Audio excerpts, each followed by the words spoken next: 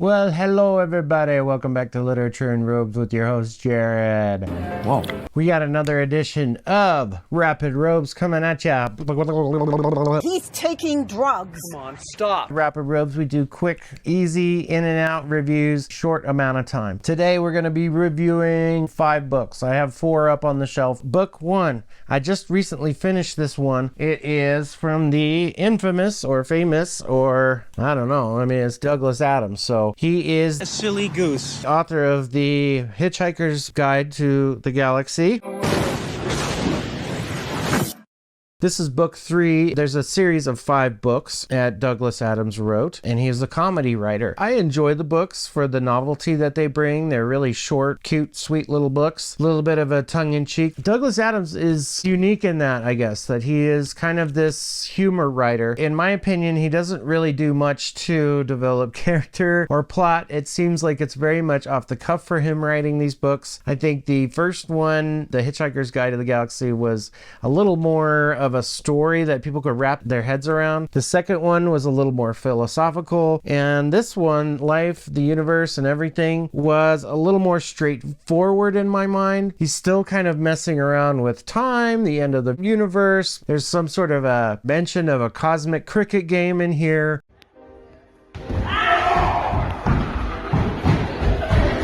There is a character that thinks that Arthur is an idiot. There are so many characters in here that probably share that same sentiment, but it's everything and nothing all at once. These books are not meant to change your life, but this is the 42nd anniversary edition. I have a little box set of these 5 guys, and I'll be reading probably 4 and 5 as palate cleansers of some sort. But I gave Life, the Universe, and Everything. I actually like this one better than the first 2, and I gave it a 4 out of 5 robes. It felt to me like this story was actually kind of sticking to something a little bit, like his plot was a little more clear. The characters didn't really have an arc or anything because they're always absurd, but they were consistent to the other books prior to, Arthur Dent being one, Ford and Trillian and Slarta Bartfast and all those guys. So 4 out of 5 for Life, the Universe, and Everything. Next is a book that I don't have up here, Starter Villain by John Scalzi. It was a book with the cat picture in it and whatnot. I read this book thinking that I would have some fun with it. I was trying to palate cleanse a little bit. My John Scalzi experiences up to this point have been really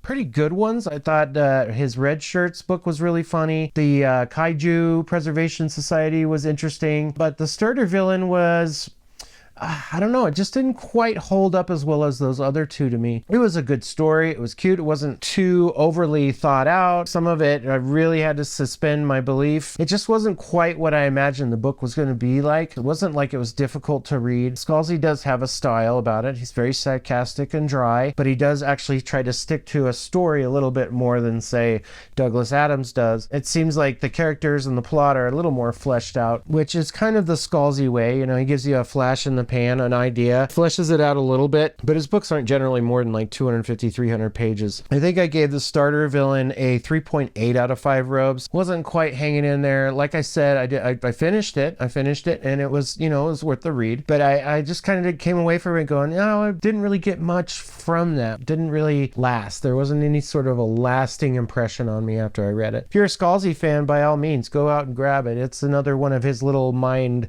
experiments, I think, where he tries to take certain scenarios and see what they look like when you put them together. So Scalzi, 3.8 out of 5 robes. On to the next. We got Dennis E. Taylor's We Are Legion, book 1 of the Bobiverse. I just let you see that. Was I conscious? These are big questions in this book, but we're introduced to this character Bob, who in modern day science had purchased himself a life immortal, let's say. Then something happens to him, and then Bobby finds himself somewhere else.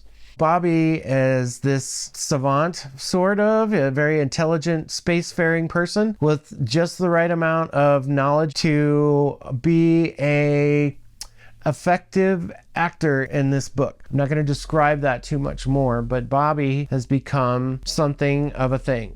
I'm kind of a big deal. But it's very silly. The story is humorous. This book was so fun to read. It pays good attention to science, the real science. There are some things where you kind of have to stretch your mind around the suspension of belief that is part of the fun, I think. It's got some creative little artwork in here. Cool little board art as well. Little blocks. And paper design is by Maciek Wolanski. It's kind of an interesting sort of cartoonish style. There's no other artwork in it. It does have the sprayed edges with the Bob Baran going through it. It's the first book I've ever read by him. Very interesting stuff. I thought it was fun. I mean, it's not a book that will blow your mind or anything. It is, for the most part, scientifically accurate, kind of a fun read, jumps from place to place to place, considering the science that is involved. I'm looking forward to reading the next books in the series. I think there's about 5 books in this altogether. If you're lucky enough, sometimes if you hit it just right, you can order a signed book from Barnes & Noble. They usually have some signed copies available on their website. Fun fact, if the author is open to autographing books, each Barnes & Noble should be sent 5 books with an author's signature in them for those books. If you're one of those major big-time fans of your author, you might have a chance of getting a signed copy. So exciting. Next book I got is Anji Kills a King by Evan Leikam. He's a new author. This is another special edition. I'm just a sucker for these things. The artwork on this book is done by Oliver Barrett. It's pretty much a nice little wraparound piece. Looks like a scene, but also like a face. Pretty cool stuff. And it's got the same artwork basically for the end papers on the inside. Once again, this is a book published at the Broken Binding. It's one of my favorite little specialty bookstores. And this is, the plot is pretty much stated in the title of the book. Anji is this servant and meets this person called the Hawk. And generally when you meet one of these people, it's not going to end well for you. In this case, it does. And part of the mystery is, why did that not happen? The story is actually really captivating for a first-time author. He's got the next one coming out as well. Maybe if they have book artwork for it, I'll put something up here. The characters in this were really cool. It was a dark world. It reminded me somewhat of the Doll Maker's world, but sort of a steampunk journey. It's got people chasing. It's got a little bit of, is the hero really a hero or are they an enemy? The prisoner-captor relationship. Why he was in such a foul mood? Experience. The book honestly didn't end the way I thought it would. It was a surprise because I thought a few things, and I'm not going to share them with you because this is supposed to be a short review, spoiler free. But I definitely think this is a book that's worth picking up and putting on your shelf or on your TBR. It is a brilliant new writer. I thought that a lot of the stuff that was brought up in this story was kept close to the vest. I think that he really thought about how this book was going to work. It felt like he took time trying to build the characters and the plot, and even the great plot twist at the end, and even some heartbreak. I was just so pleasantly surprised by this. So yeah, Anji Kills a King got a 4.7 out of 5 robes from me. It's a really good book.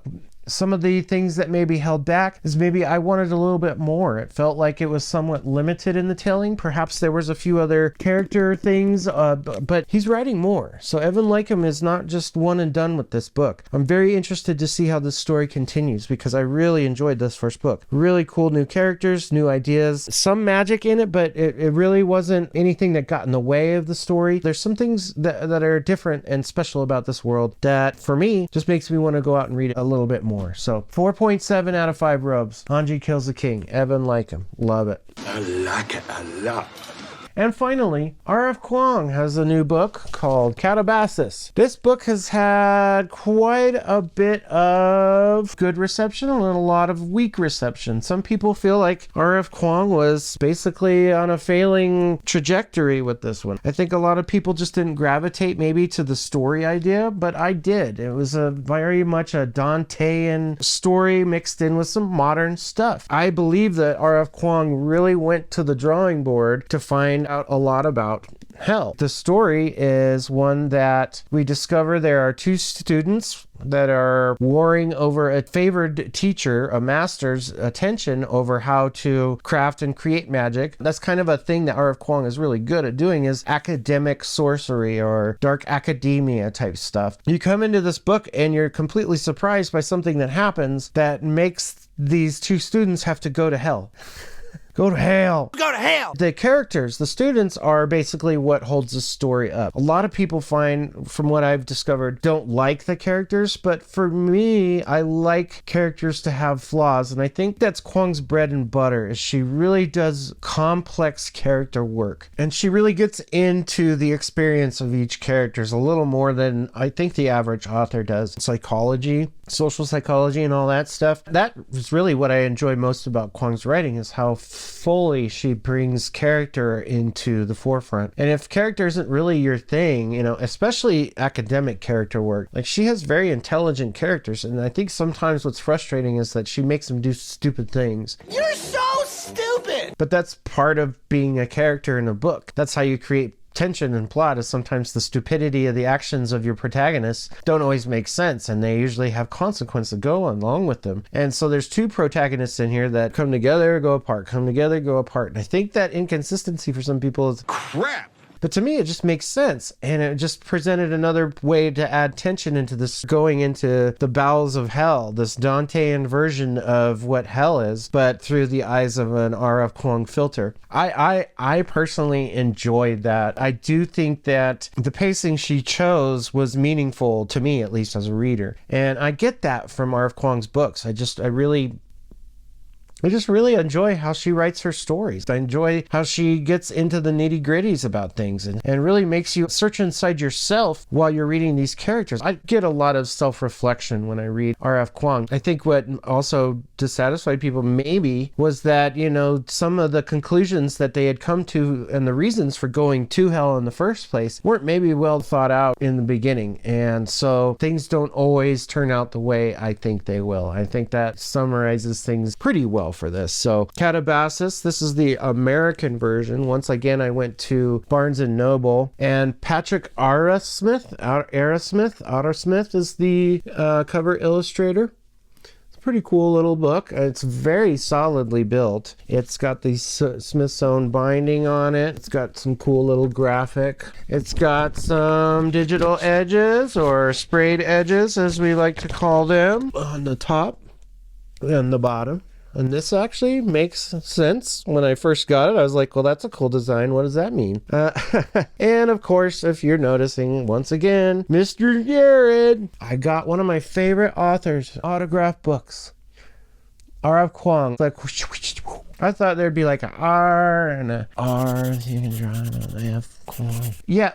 I like this, and I gave this book a 4.8 out of 5. A lot of people won't agree with me on that, but I don't care, because that's my opinion, you guys, and we all have one, and we all know what opinions are like.